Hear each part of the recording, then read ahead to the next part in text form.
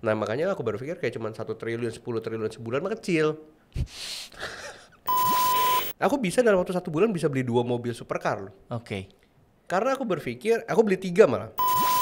Itu ada member yang kita modalin bisa sampai 3 miliar, 4 miliar sebulan. Seriusan. Ya iya.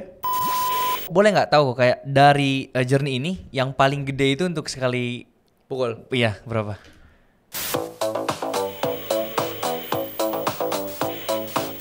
Halo kok. Halo Sam. Jangan deg-degan lah. Iya, gue biasa nanyain orang, sekarang gue ditanya. Mana sih? Terakhir podcast sama yang Kodensu itu ya? Sama Kodensu. Udah lama banget ya? 6 bulan lalu kali ya. Jadi narsum. Terus gak pernah jadi narsum lagi. Udah ditolak-tolak gitu ya? Iyalah, mau ditanya apa juga bingung jawabnya. Berarti aku terhormat dong ini. Ah enggak lah, biasa aja. Justru sekarang lagi kosong jadi kayak boleh lah. Oh, Gitu. oke. Nggak, sebenarnya gini, di videonya dia itu sebenarnya udah lengkap banget dari awalnya tuh yang kerja di pabrik dan Karena lain Kodensu sebagainya. gitu, podcastnya gitu kan. Iya, jadi masuk ke sini udah bingung, udah diambil sama dia semua. Mungkin itu cerita hidup kali. Cerita hidup kali ya. Jadi kayak masa dulu, masa sekarang gitu-gitu doang. Yang orang nggak tahu. Mungkin sekarang kita akan bahas sesuatu yang nggak ada di media juga dan Apa yang itu? belum di enggak. Mati saya. Ini nggak, Oke. sebenarnya lebih ke penasaran aja sih banyak hal gitu kan. Boleh. Nah tapi kan kok habis dari Korea kan ya? Baru balik dari Korea. Ngapain situ kok? Ada Jadi ekspor ada apa? sebenarnya ada pameran bahan baku skincare. Oh. Jadi sebenarnya kenapa kita lihat ke sana karena di Indonesia kan saat ini industri kayak kecantikan juga udah mulai naik kan. Cuman kita nggak punya bahan bakunya. Ah. Jadi kayak aku ke sana tuh belajar dan benar-benar kayak punya mimpi aja untuk bikin hal yang sama di Korea bisa ada di Indonesia. Jadi kayak belajar hal baru aja. Oke. Terus sebenarnya yang paling viral ini nih yang barusan ganti nama. Jadi Oh iya, Julio jadi- Ekspor itu wah pas lihat emang bisa ya ganti nama di KTP gitu? Bisa, tapi repot karena semuanya harus ganti. STNK ganti, BPKB ganti, ATM ganti, Wah, kakak ganti. Jadi, sampai akte. akte ganti. Jadi aku keluar dari kartu keluarga. Jadi aku yang izin untuk mengeluarkan diri dari kartu keluarga. Aku bilang, Kak, Mama Segitunya? Komi, aku izin ya keluar dari kartu keluarga. Sebelum diusir aku udah cabut duluan. Segitunya ya? Iya, jadi sebenarnya aku keluar itu buat bilangnya apa ya? Pertama, kan aku orangnya tuh pengen berdedikasi untuk industri ini kan. Iya. Kalau misalnya contoh nih, orang kayak misalnya suka sesuatu atau misalnya dia suka sama pacarnya, dia sayang sama pasarnya, dia Ditato. tato gitu kan. Aku tuh nggak bisa, takut. Sakit juga. Sakit. Iya. Jadi daripada kayak gitu untuk membuktikan keseriusanku di industri ini ya akhirnya aku ganti nama aja karena itu kan nggak mungkin digonta-ganti lagi. Orang semuanya udah aku ganti dan repot kok. Paspor juga sampai segitu semua Ya, pokoknya. semuanya ganti dan aneh juga sih sebenarnya. Cuman aku berpikir kayak kan ini pemikiranku ya, Sam Iya. ya. Dulu kan kita tahu nih kayak konglomerasi zaman dulu kayak misalnya Hartono Family yang punya BCA atau Salim Group, Anthony Salim, Exton Salim, orang-orang yang aku admire lah. Nah, aku berpikir kalau misalnya saat ini pengen punya konglomerasi lagi, ini nama udah diambil semua. Dan kebetulan aku nggak punya nama belakang. Oh, really? Iya, jadi aku nggak punya nama keluarga. Hah? Jadi dari semua keluarga aku namanya kan Halim, aku doang satu yang nggak punya nama Cuma Halimnya. Julio gitu aja? Iya, udah Julio doang. Oh. Pertama aku kalau pergi ke luar negeri ditahan di imigrasi Ah. karena gak ada nama belakang, jadi repot banget tuh. Jadi aku berpikir kayak mau tambah deh. Nah ada beberapa orang bilang saja Julio. Ngapain Julio kan aneh kan. Aku pikir udahlah ganti aja dan kalau nanti aku berkeluarga dan punya anak kan lucu. Jadi keluarganya belakangnya namanya Ekspor. Wow. Tetap Tetap harus ekspor. kau berpikir kalau dia udah gede awas lu ya impor ya mempermalukan bapak lu nih nanti. Jangan ada satupun di keluarga kita yang impor. Harus ekspor ya. Dari Indonesia keluar. Iya, jadi kayak nih ya, aku pengen kasih tau ke netizen nih gue berdedikasi bukan buat diri gue, sampai ke anak cucu gue nanti ini repot nih urusan. Mereka harus ekspor semua gitu ya. Iya, jangan ada yang impor, emang repot sih. Tapi aku berpikir ya sudahlah. Oke, kita bahas ke paling yang simpel dulu kok. Mungkin teman-teman banyak yang gak tahu juga ya. Impor sama ekspor itu apa sih bedanya gitu? Selain daripada kayak cuman satu keluar satu masuk gitu. Iya, sebenarnya apa sih di dunia ini tuh nggak ada bisnis yang memang ekspor doang atau impor doang. Untuk negara berkembang atau negara maju mereka tuh harus impor dan harus ekspor. Ya, oke. Cuman sekarang permasalahannya gini, kalau kita bicara soal ekspor impor, sekarang yang dilihat adalah seberapa banyak ekspornya dan seberapa banyak impornya. Kalau aku saat ini kayak ngomong soal ekspor dan bukan impor, kenapa? Karena impor nggak perlu diedukasi, orang udah bisa lakuin sendiri. Contohnya apa? Ekosistemnya udah lengkap. Kita beli, ada websitenya namanya Alibaba. Kita tinggal klik, logistiknya udah disiapin. Tinggal masukin, jual di Tokopedia, jual di Shopee. Jadi orang nggak ngerti pun, orang bisa melakukan itu karena step by stepnya udah ada. Betul. Bisa pakai Shopify juga ya? Bisa pakai Shopify juga. Jadi third party langsung kan, ini kirim ke orangnya. Nah itu kan dipermudah. Sekarang aku melakukan hal yang sama. Kenapa orang itu nggak ada yang ekspor? Karena tidak ada step by stepnya, nggak ada guideline-nya. Harus dicari dulu sumbernya dari mana. Nah sekarang kan dilakuinnya tuh manual. Orang-orang yang ekspor makanya nggak pernah kayak ketahuan dia tuh bisnisnya kayak gimana sih. Kalau impor kan jelas. Oh pesan di Alibaba, jual di Shopee, terus masukin pakai logistik bla bla bla.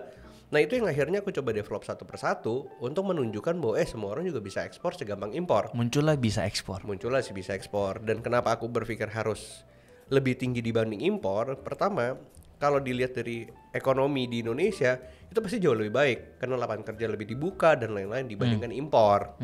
Kalau impor kan beli barang, udah gitu ternyata barangnya rame, kayak Cina masuk ke Indonesia rame, produk lokalnya mati. Akhirnya banyak pengangguran, orang-orang jadi nggak punya uang, ekonomi lesu dan lain-lain. Itu yang aku berpikir kayak kenapa nggak kita buang aja keluar gitu. Oke, jadi di konten kali ini kita akan bahas lebih dalam tentang ekspor kok. Tapi sebelum kita masuk nih untuk menggiurkan teman-teman semua dan bisa mungkin komunitasnya bisa dikembangkan juga, itu aku mau bahas journey-nya Koko sedikit aja karena sebenarnya udah lengkap banget yang di Kodensu ya. Kan Koko udah 10 tahun lebih di dunia ekspor ini kan. Dan pada saat umur 19. Iya, sebenarnya 19 tuh udah benar-benar terjun. Tapi kalau misalnya sebelumnya nguliknya aku udah 17 udah ngulik sih. Oke, berarti yang 19 itu yang ekspor. Itu udah punya pabrik. Udah punya pabrik di situ. Iya, tapi kan sebelumnya aku kan kayak muter-muter ke pabrik orang. Jadi iya, cari tahu apa gimana caranya gitu, dan sebagainya. Nah, boleh nggak tahu kok kayak dari journey ini yang paling gede itu untuk sekali pukul? Iya, berapa? Ini ngomongnya omset ya? Gede sih, puluhan sih. Puluhan M berarti ya. Berarti memang kalau ekspor tuh segitu gede prospeknya dan sampai sekarang masih segede itu ya. Dan itu kecil sebenarnya. Masih ada yang lebih besar lagi. Untuk orang-orang yang lebih ini ya. Iya, bahkan aku ngelihat saat ini potensiku hari ini ya untuk aku bisa kembangin dunia ekspor itu bisa di atas 100, 200. Targetku tahun depan ya. Untuk sekali pukul ya? Untuk sekali pukul. Wow. Makanya untuk targetku sendiri tahun depan, aku pengen sekali pukul 1 bulan tuh di atas 200. Oke, habisin aku jadi murid ya, boleh? Janganlah, justru aku pengen pergi ke Amerika, pengen jualan di sana. Bawa barang dari Indonesia gitu. Jadi aku berpikir saat ini kenapa aku bisa yakin seperti itu, di Indonesia sendiri tahun lalu nilai ekspornya aja di atas 5.000 triliun. Wow. Dan market itu sebenarnya kalau aku pernah main ke beberapa pelayaran besar ya, yang kontainer-kontaineran ya, aku nanya, orderan paling banyak tuh dari siapa? Dia bilang gini, big fish-nya itu 30%, small fish-nya 70%. Artinya dia bilang big company yang mengekspor itu tuh 30%. Lebih banyak retail ya? Ya retailnya lebih banyak, 70%. Terus aku berpikir, di Indonesia kayak tingkat persentase entrepreneurship tuh nggak lebih dari 2%. Ini udah campur nih, F&B, terus pedagang, marketplace dan lain-lain. Lo ekspornya berapa persen? Pasti kan di bawah 1%. Betul. Kok marketnya bisa sampai beribu-ribu triliun nih? Wow. Nah aku berpikir kalau kita kembangin success rate-nya jadi ekspor itu di atas 2% atau 5%, berapa nilai transaksinya? Berarti kan itu jauh-jauh lebih besar. Nah makanya aku berpikir kayak cuma 1 triliun, 10 triliun sebulan mah kecil potensinya. Oke. Sekarang aku berpikir gimana gue bisa nge-grab marketnya ya. Makanya mau nggak mau kan bukan soal bagaimana cuman jual beli barang, kita kan nggak berdagang di sini, kita berbisnis. Pikirin flow-nya, marketnya di sana, siapa yang beli. Bahkan aku saat ini tuh lagi ngembangin orang-orang Indonesia yang di luar negeri untuk bisa jadi partnernya orang Indonesia yang di Indonesia. Oke. Kan banyak orang-orang Indonesia yang keluar kerja gitu ya, kayak misalnya contoh nih Sam nih, di Amerika kerja nih. Karena kita pengen gimana caranya kita bisa kolaborasi antara orang Indonesia di seluruh dunia untuk yang di luar negeri ini bisa jadi importir. Mereka bisa masukin barangnya ke Walmart, ke Amazon dan lain-lain, tapi disupport sama teman-teman yang di sini. Kalau misalnya ternyata flow itu jalan, aku berpikir kayaknya orang-orang Indonesia ini kompak banget dan bisa naikin banyak hal gitu. Keren. Itu udah impian tahun depan berarti. Dan sekarang tuh aku lagi garap dengan sama ini ya, kalau boleh spill, sama Dubes di Yunani, Dubes Indonesia di Yunani, namanya Pak Bebep Junjunan. Beliau ini Dubes yang ditunjuk Pak Presiden untuk ngembangin ekonomi di negara Yunani, investasi, ekspor dan lain-lain. Kita mau pilot project dari Yunani. Keren banget. Jadi nanti November aku berangkat ke sana sih. Keren banget. Gila. Lumayan sih, lumayan melelahkan tapi seru aja. Ternyata di dunia ini tuh ternyata perdagangannya tuh ya segila itu. Makanya jangan cuma ngelihat market lokal, jangan cuma berpikir jualan di marketplace lokal lah. Oh cari 10 juta, 20 juta ya jangan. Maksudnya ya untuk tahap awal boleh untuk cari uang, tapi selanjutnya ya kita kan bisnis pengen besar dan pengen sustain kan. Ya lihatlah dunia sebesar ini, teknologi secanggih ini masa nggak bisa kayak gitu sih. Oke, ini dari sisi peluang aja ini udah gede banget ya. Iya. Kita step back dikit kok dan kita bahas dari awal banget sedikit aja. Gimana sih kalau misalnya orang itu yang pengen ekspor tapi buta banget tentang ekspor? Cara cari itunya gimana Iya, kan? sebenarnya sih aku bilang tuh cuma ada 4 step, Sam. Yang pertama adalah cari barang. Dia dong kayak mau barang apa yang dijual, dia kan harus tahu. Tapi itu harus didesain sama orangnya sendiri Iya, atau dia harus ngikutin flow-nya nih. Flow-nya jangan ketukar-tukar. Pertama adalah barangnya. Oke. Barang apa yang dia mau jual. Yang kedua, marketnya, pembelinya. Ketiga, jenis pembayaran atau finance-nya. Oke. Yang keempat baru logistik. Oh. Jadi banyak orang mau ekspor, dia cari modalnya mana. Udah step 3, udah salah. Oh. Mestinya step pertama, barang apa yang gue mau jual ya. Nah, bicara soal barang, nggak usah ngomong di tempat lain, di tempat sendiri aja. Misalnya contoh mereka yang tinggal di Surabaya, cari apa yang ada di Surabaya. Karena semua barang itu sebenarnya ada marketnya. Aku ngomong kok beberapa teman, semua barang yang kita lihat dengan mata kita, ada orang yang kaya dari situ. Jualan mikrofon, jualan tiangnya, jualan strapnya, jualan lampu, jualan tutup botol, cetakan mesin, semuanya tuh ada yang kaya dari itu. Makanya jangan berpikir barang apa yang laku. Tapi barang Apa yang sebenarnya memang dia yakin dan dia passionate di barang itu dan barang itu dia bisa kembangin. Oke. Karena jangan cari jualan mikrofon laku, karena dia jualan tutup botol juga kaya kok. Jualan sampah juga kaya kok. Jadi kayak gak usah berpikir barang apa yang rame dan barang apa yang laku. Tinggal kita passion nggak di situ. Yang penting bisa produce yang terbaik dari barang itu. Betul, yang penting dia tahu ternyata ada kapasitasnya di situ, ternyata dia bisa reachable sama barangnya, dia bisa jangkau. Karena kalau ngerjain barang yang tak terjangkau kan susah. Bener. Barang-barang yang di Papua orang Surabaya ngapain? Ya Surabaya nggak di Surabaya, ya di Papua yang ada di Papua. Makanya aku bikin statement kayak be a local hero.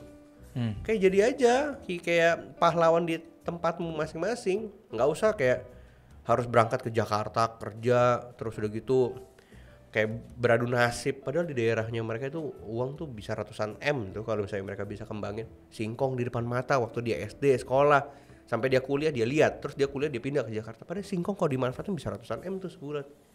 Nah itu yang akhirnya aku berpikir barangnya dulu baru cari marketnya. Market mah gampang, cari di internet juga dapet, Tinggal di search aja gitu kayak di search juga dapet. Kayak misalnya contoh kayak cassava buyer from USA, keluar pasti list-listnya, tinggal dikulik aja. wow. Dan ini semua sebenarnya Koko udah persingkat lagi dan permudah lagi lewat komunitas. Si komunitas bisa ekspor. Dan ada aplikasinya ya yang Ada aplikasinya. produk ekspor ya. Jadi aku tuh pertama kali aku bilang kan ada 4 nih. Sebelum ini itu tuh pasti ada edukasi. Betul. Karena yang akan mau dipelajari. diajarin segala macam, meskipun kita kasih flow-nya, kalau mereka nggak ngerti konsepnya, percuma. Betul. Makanya bisa ekspor itu platform edukasi. Betul. Selanjutnya cari supplier. Itu ada namanya produk ekspor.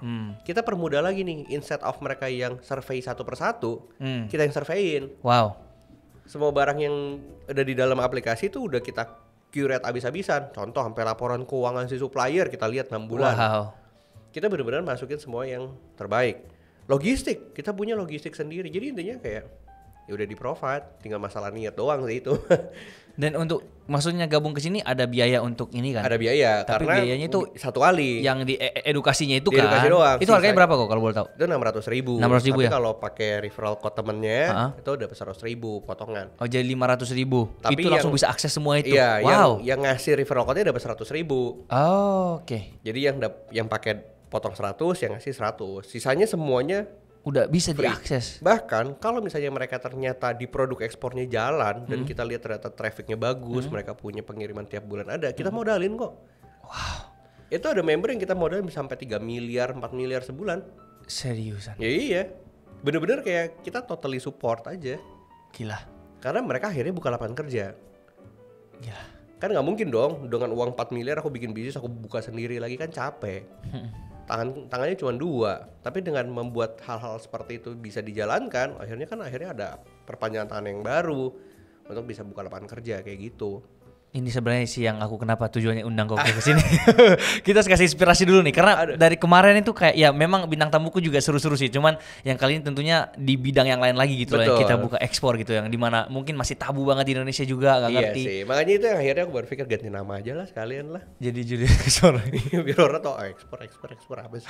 Oke, tapi pasti aku yakin banget di posisinya Koko yang sekarang dengan segala yang Koko udah buat dan kesuksesan ini pasti ada yang ngomong kayak kesuksesan ini yang Ko Julio punya karena privilege. Ya kan? Pasti banyak kan. Nah ini yang sebenarnya aku ini agak sedikit kontroversi. Ya ini bahas ini seru nih karena ini sebenarnya aku setuju dengan yang temanku pernah statementkan. Oke, apa tuh? Kens nih. Oke. Miskin tuh privilege. Oke. Ya ini kan diributin. Iya benar. Keluar buku itu kan. Dia keluar buku. Sebenarnya nggak salah dengan statement itu. Maksudnya adalah gini. Kalau yang aku tangkap ya, ini maksudnya ini positive way. Nggak semua orang terlahir miskin. Cuman memang persentase yang lahir miskin lebih banyak. Oke, setuju. Nah, tapi yang dimaksud yang aku bisa tangkap dari statement itu adalah yang miskin sama yang kaya. Kalau misalnya mereka dihadapkan dengan sebuah masalah, yang miskin lebih tough loh. Yang miskin nih, yang hidupnya benar-benar ngerintis dari awal. Mereka adalah orang-orang yang kuat ngadepin banyak masalah. Oke. Yang kaya, yang udah dari lahir kaya yang nih. lahir dari kaya belum tentu bisa sekuat yang ngerintis dari nol. Jadi harusnya yang kita banggakan adalah itu. Aku adalah orang yang kuat, yang bisa ngadepin banyak masalah, di mana semua orang belum tentu bisa sekuat aku. Nah itu yang akhirnya aku berpikir bahwa itu privilege yang aku terima. Nah cuman banyak orang akhirnya kayak burn out, terus dia gagal, terus akhirnya dia kecewa dengan hidupnya dan dia bilang kayak, kok hidup gue gini? Makanya banyak orang gak setuju dengan miskin itu privilege. Tapi kalau orang-orang yang hidupnya ngerintis dari nol, hidupnya susah sampai akhirnya jadi sukses, miskin itu privilege, itu jadi benar. Karena jadi kuat banget mentalnya. Karena akhirnya dia ujung-ujungnya sukses. Tapi faktanya adalah orang ketika melihat contoh nih ya di konten seberapa kaya, itu banyak banget yang bilang privilege dia mah privilege gitu. Akhirnya dia jadi nggak mau berkembang. Nah itu adalah justifikasi yang orang-orang itu bilangnya apa ya? Pakai untuk menjustifikasi kemalasannya. Dia bilang, aku kemarin baru banget kayak podcast dengan salah satu member Bisa Ekspor. Itu ceritanya inspirasi banget, aku keren banget. Dia jadi eksportir sekarang kirim udah 500 juta omsetnya setiap bulan. Fix aku habis jadi eksportir guys, bye-bye YouTube. Bye-bye kerja di Tapi dia bilang 2 tahun lalu dia tuh kerja jadi tukang galon. Jadi antar galon dari rumah ke rumah. Pagi sampai siang, siang sampai sore, jadi tukang cuci mobil. Astaga, oke. Selama setahun, setelah itu dia pindah kerja di masuk ke salah satu yayasan untuk kerja jadi OB di rumah sakit selama setahun. Terus aku nanya, sampai titik ini kamu jadi eksportir, kamu pernah mikir nggak sih bahwa orang-orang kaya itu punya kayak keistimewaan atau mereka punya privilege? Selentingan sih sesekali, tapi habis itu enggak lah. Aku juga bisa kok. Akhirnya buktinya adalah saat ini dia bisa punya omset 500 juta. Profitnya pasti udah 2 digit itu mah. Udah pasti profit gede. Nah sekarang aku akhirnya pulang, aku merenung gitu. Ternyata orang-orang yang tidak mengucapkan atau tidak memikirkan orang lain itu sukses karena privilege-nya, hidupnya bisa naik. Poinnya di sini. Jangan mikirnya dia privilege. Artinya kita tuh lagi ngebunuh diri kita sendiri untuk kita tidak bisa kayak dia. Aku lihat ya kayak anak umur 18 tahun jadi tukang galon tiap hari selama setahun, sore jadi tukang cuci mobil.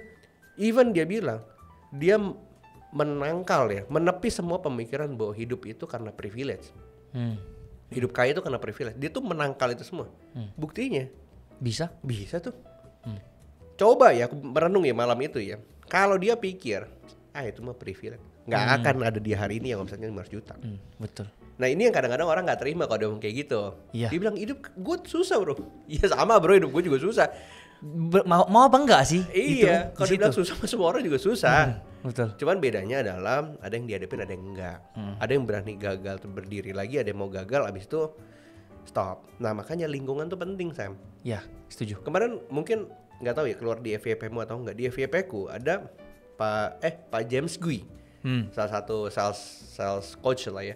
Dia bilang gini, kesalahan sales ketika mereka tidak melakukan closing adalah dia ngumpul sama teman-teman sales lain yang nggak closing juga. Terus udah gitu dia bilang, aduh gue nggak closing nih. Temennya bilang, gue juga. Akhirnya dia bilang, oh bisnis emang lagi susah. Nah ini nih akhirnya kebentuklah justifikasi itu, alasan-alasan itu jadi terbentuk. Aduh bisnis tuh lagi susah, tapi dia sukses. Wah itu pasti ada hak khusus tuh, ada hak istimewa tuh. Coba kita gagal, kita ketemu sama orang-orang yang hebat. Nggak ada tuh cerita kayak bisnis susah, bisnis jadi semua tuh menguntungkan. Kalau ketemunya sama orang-orang yang memang bisa ngeliat peluang. Benar. Main sama tukang parfum ya jadi wangi. Benar. Nah itu aja, makanya lingkungan tuh sangat menentukan sih menurutku ya gitu. Oke, jadi memang dari sini cerita yang tadi itu ya kok, itu kalau mau lihat privilege-nya dari segi uang itu beneran nggak ada loh. Nggak ada. Karena beneran dari galon gitu-gitu kan. Karena banyak banget orang sukses itu nggak bicara soal uang. Nah cuman kalau nonton, aku kan nonton podcastnya Dokter Indra Nugroho sama Deddy Kobuzier. Iya yang itu tuh. Dia bilang gini, orang kaya itu bisnis nggak pernah pakai uangnya dia. Dia pakai bisnis pakai uangnya orang lain. Contohnya uang bank. Dipinjam terus diputar lagi. Dipinjam gitu. diputar lagi. Tapi jaminannya uang. Naruh uangnya dia untuk ngambil uang yang lebih besar dan dia putar. Nah sekarang pertanyaannya, step dari 0 ke 1-nya kan yang susah nih. Benar. Untuk punya uangnya, terus pakai uang orang lain untuk diputar-putar. Benar. Nah sekarang daripada mikirin itunya yang bukan jadi bagian kita saat ini, nggak usah dipikirin. Pikirin aja dari yang saat ini nggak punya, jadi punya. Jadi maksud di statement ini adalah nggak usah mikir hidup orang lain. Mau dia sukses kayak mau dia nggak, kayak udah kerja aja. Fokus ke diri sendiri udah aja. Fokus gitu. ke diri sendiri, belajar banyak hal, lakuin banyak hal, jangan nyerah, gagal berdiri lagi. Sampai punya uang, kita akan ngerti kok dimana orang-orang bilang kayak orang kaya tuh bisnisnya tuh kayak gitu. Karena kita udah masuk ke dalam lingkungannya. Kalau belum mah gak usah dipikirin. Oke. Nah cuma netizen karena ditawarkan dengan konten-konten seperti itu, jadi mereka tuh bilangnya apa ya, dimanjakan atau misalnya dikasih entertainment ya, untuk mereka tuh menikmati kesuksesan dan kesusahan orang lain. Jadi dia tuh kayak lebih demennya mikirin orang bukan mikirin diri sendiri. Itu tuh yang jadi masalah tuh. Aku tambahin dikit ya kok, karena mungkin aku salah satu orang, mungkin kalau ko Jul kan nggak lahir dari keluarga yang oke gitu kan. Jadi mungkin bisa dikatakan privilege juga kalau dari segi materi juga enggak lah. Tapi kalau aku sendiri harus diakui bahwa aku juga itu lahir dari privilege. Tapi justru maksudnya lahir dari privilege ini bukan berarti semuanya enak gitu loh. Iya enak juga. Justru kita ada pressure juga. Iya, gimana caranya untuk ngembangin, untuk mempertahankan. Betul. Dan itu yang membuat aku sekarang ini pengen start dari nol. Jadi walaupun aku bisa langsung anggaplah take over dan gak usah mikir sisanya, tapi aku malah bilang ke keluargaku, bisnis ini gak akan aku lanjutin. Jadi aku beneran juga sih orang tuanya. Kalau aku punya anak kayak gitu gila juga. Karena sebenarnya aku masih punya adik-adik lah. Jadi maksudnya kalau memang mereka aja gitu. Aku pengen dari nol, keluar juga dari jalur sendiri, dan aku tuh start YouTube ini karena memang benar-benar di keluarga aku nggak ada satupun yang backgroundnya itu entertainment atau artis atau apa. Circleku pun nggak ada satupun aku kenal artis gitu. Jadi startku itu content creator dari 2017. Benar-benar aku pengen keluar dari zona nyaman aja. Pengen bikin konten, pengen dan lain sebagainya. Nah ini yang sebenarnya kadang-kadang netizen ini nggak tahu. Betul. Bahwa semua orang itu tuh takut untuk dikasih privilege yang terlalu privilege. Benar. Orang-orang tuh takut loh. Maksudnya ketika misalnya mereka sadar bahwa ternyata privilege-nya sometimes bisa membunuh mereka karena mereka nih jadi nyaman, jadi nggak bisa apa-apa. Makanya kayak ada tipikal kayak Sam keluar. Nah cuman orang tetap nggak mau ngeliat itu, Sam. Betul. Namanya netizen ya. Nah ini akhirnya aku berpikir sometimes kalau kita speak up soal ini mereka nggak terima. Karena mereka merasa terusik. Kok lu ngomong gitu karena enak lu punya duit. Betul. Banyak banget yang kayak gitu sih. Jadi gini sih, kayak aku bilang ya ke teman-temanku. Contoh ya. Bro, kerja tuh gak usah dipikirin uangnya dulu. Kerja dulu aja yang bener. Jadi impact, kasih solusi. Karena lu kalau misalnya lu udah beli hal yang lu pengen, rasanya biasa aja kok. Nah, ini juga yang aku mau bahas nanti. Iya kan? Ya, menarik. Terus temenku bilang, lu ngomong gitu enak. Karena lu punya. Aku bilang gini, nih ya, gue balikin nih ceritanya nih. Dulu gue juga mikir kayak lu. Kayak wah punya Ferrari nih kayaknya hidup bakal enak. Rumah gede, tabungan puluhan M misalnya kayak gitu. Ada orang bilang, Julio, gak usah dipikirin itunya. Karena ujung-ujungnya kalau kamu punya itu bakalan biasa aja, dan poinnya bukan itu. Posisiku kan nggak percaya. Betul. Pas beneran ada uang dan pas punya, beneran biasa aja. Bener. Nah, aku ngomong ke temenku nggak percaya. Sekarang aku bilang, bro, percayalah bro. Tetap namanya orang nggak percaya. Nah, kadang-kadang ketidakpercayaan yang mereka itu membuat mereka mengejar hal-hal seperti itu. Salah nggak? Enggak. Karena orang butuh trigger, motivasi. Ya. Tapi banyak orang, sometimes yang mereka kejar tuh selalu uang. Padahal kita nggak pernah tahu nih, Tuhan kasih kesuksesan tiap orang ini beda-beda nih waktunya nih. Bener. Takutnya ketika mereka kejar dan memang bukan waktunya, burnout tengah jalan, mereka nyalahin diri sendiri. Setuju. Ini yang jadi masalah nih. Karena setiap orang nih waktunya beda-beda. Gue bisa sukses kapan? Ya nggak tahu. Tergantung lu siapnya kapan. Kapan. Tuhan juga tahu kok ngasihnya tuh pas lu siap gitu loh. Nah, cuman kan masalahnya orang berpikir gue siap. Iya, benar. Tuhan berpikir kayaknya lu belum siap. Nah, banyak orang yang burnout. Akhirnya dia ngumpul dengan orang-orang yang burnout juga.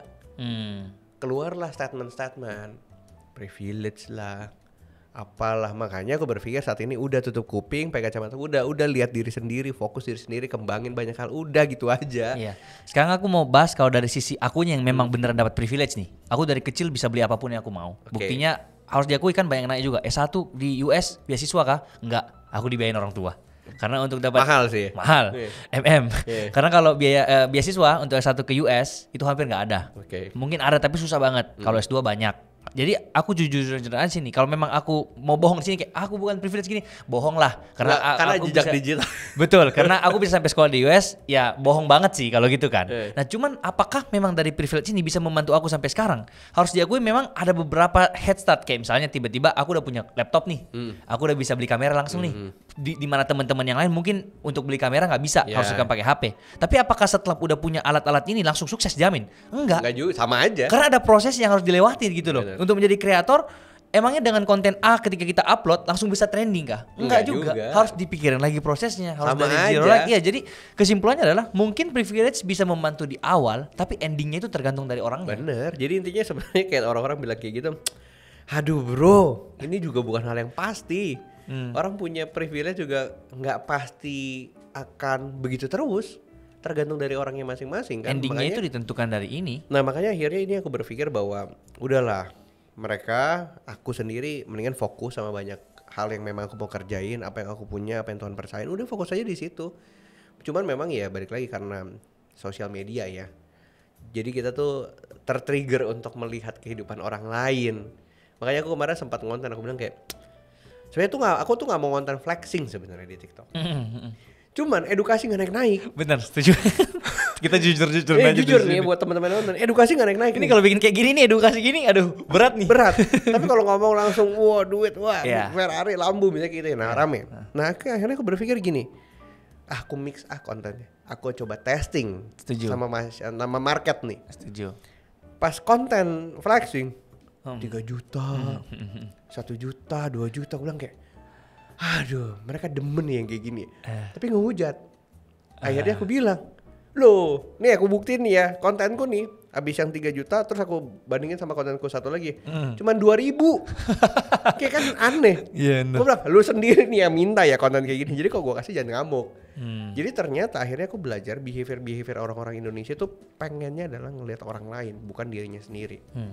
Cuman sebagai content creator, sometimes kita kan juga mikirin engagement, maksudnya biar kita tuh merasa konten kita tuh diterima aja, jadi senang gitu loh bikinnya. Coba kontennya cuma 100 yang nge-view tiap hari 100 juga kayak capek juga sih. Bukan kita gila hormat, tapi kita juga kan namanya manusia butuh apresiasi, jujur aja sih. Iya, benar. Nah, tadi bahas tentang kalau kita udah punya duit banyak, karena aku juga dari kecil nggak pernah ngerasain susah. Ya benar banget, maksudnya ketika kita udah punya capai angka tertentu nih. Dulu misalnya aku nggak punya 10 juta nih, pas sampai 10 juta seneng lah, pas sampai 50 lebih seneng lagi. Tapi udah pas 100, 200 M itu kayak jadi cuma angka doang di bank. Bener nggak? Angka doang, bener.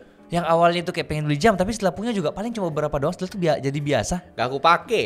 Iya kan? Males. Karena memang ada apa ya, risetnya juga kalau semakin banyak duit tuh nggak menentukan seberapa bahagia gitu loh. Ini aku lakukan tahun 2021. Memang aku spend money tuh a lot tahun 2021. Buat apa tuh? Mobil. Oh, mobil. Mobil sama jam.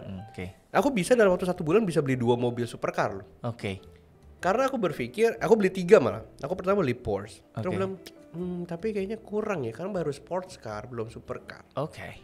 Terus udah gitu, Lambo. aku beli Ferrari. Oh, Ferrari dulu. Oke.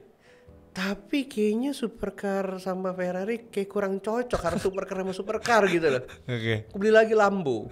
Rare juga tuh Lambo, cuma 3 di Indonesia. Kejar-kejaran barangnya. Oke.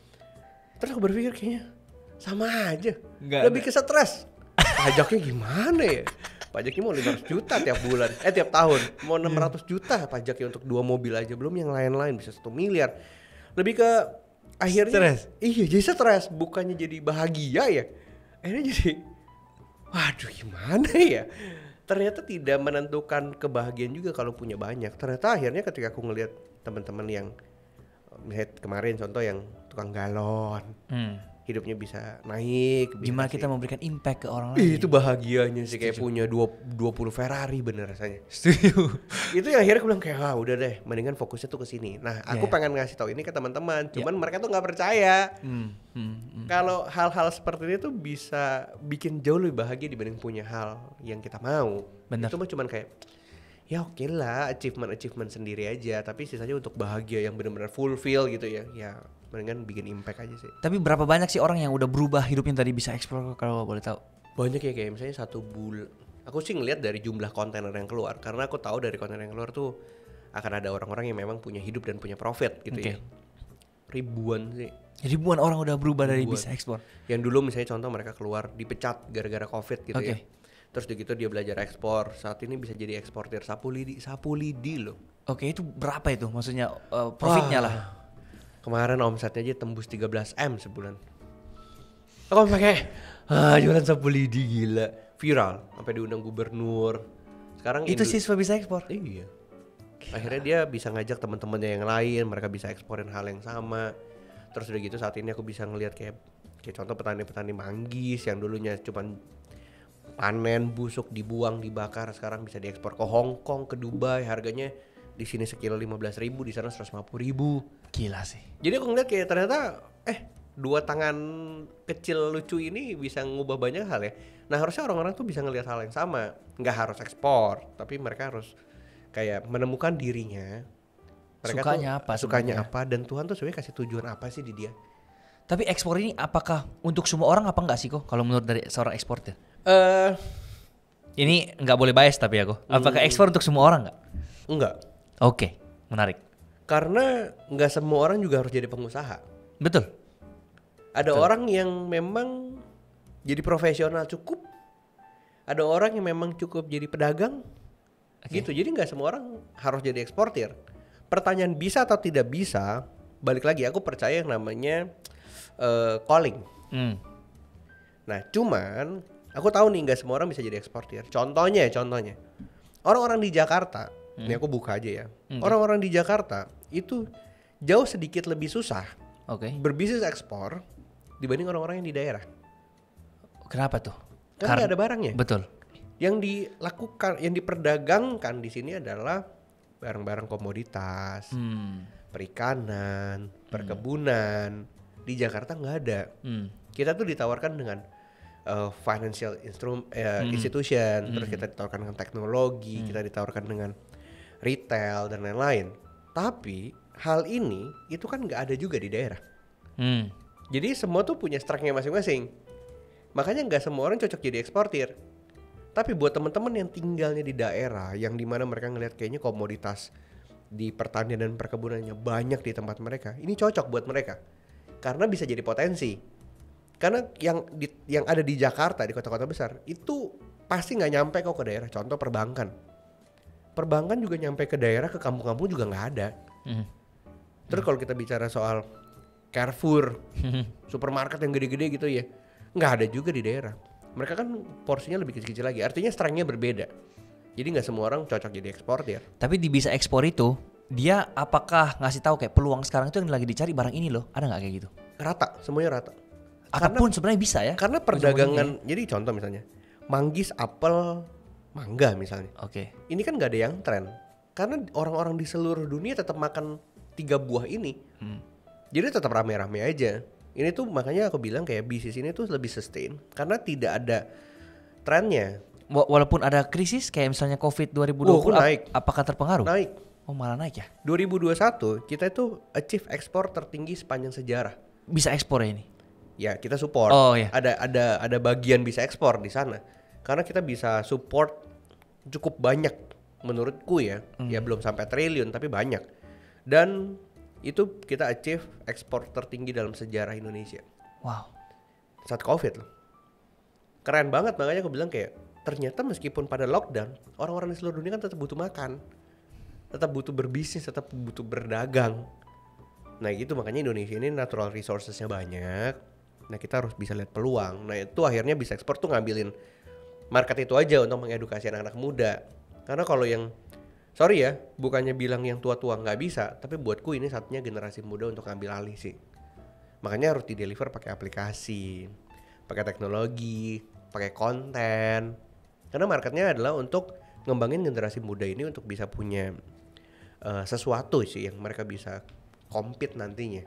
Oke. Kayak gitu. Aku sangat-sangat tertarik sih setelah ini. Habis ini kita bahas di luar ya kok. Kayaknya menarik banget sih dunia ekspor ternyata ya. Lumayan. Karena baru ini karena sih. skupnya besar sekali. Jadi tak terbatas sama beberapa produk saja. Apapun bisa ya. Iya, kayak cuman aku memang membatasi mereka untuk main ke sektor pertambangan, batu bara, karena itu udah permainan konglomerasi.